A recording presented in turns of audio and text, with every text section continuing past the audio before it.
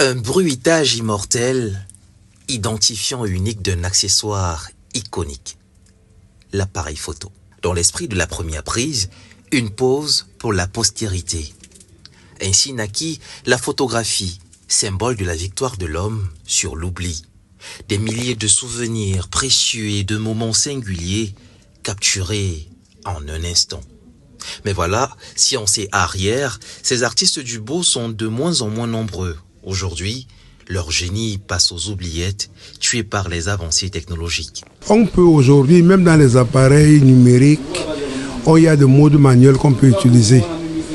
Mais l'appareil argentine permet aux photographes d'y mettre du sien.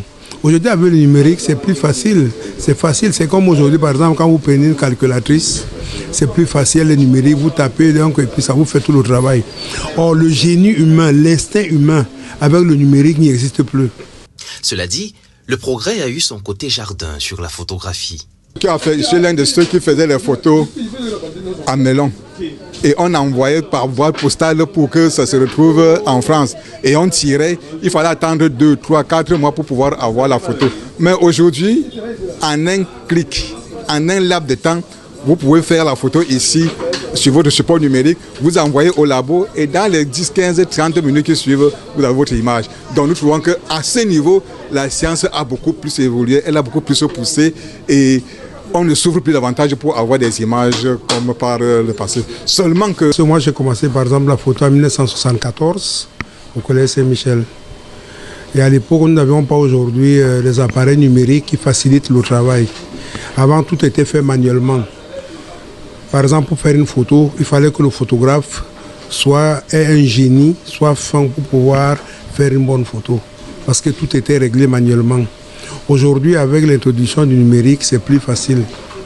C'est-à-dire que l'appareil seul fait des réglages standards et vous faites la photo.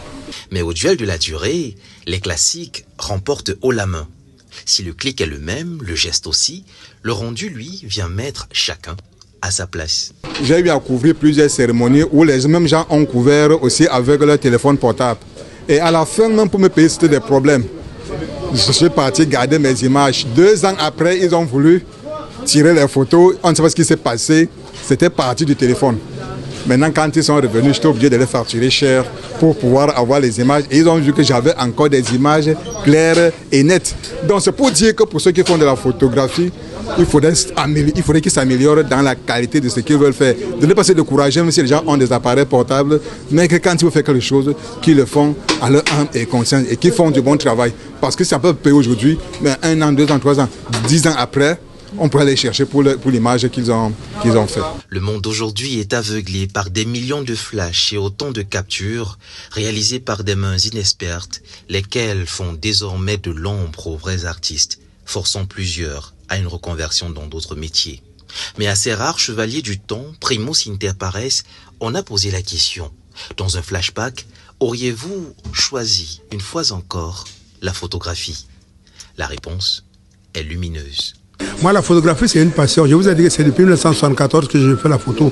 J'ai commencé par des petits appareils. Avant, il y avait des pellicules, les 110, les 127, les 135.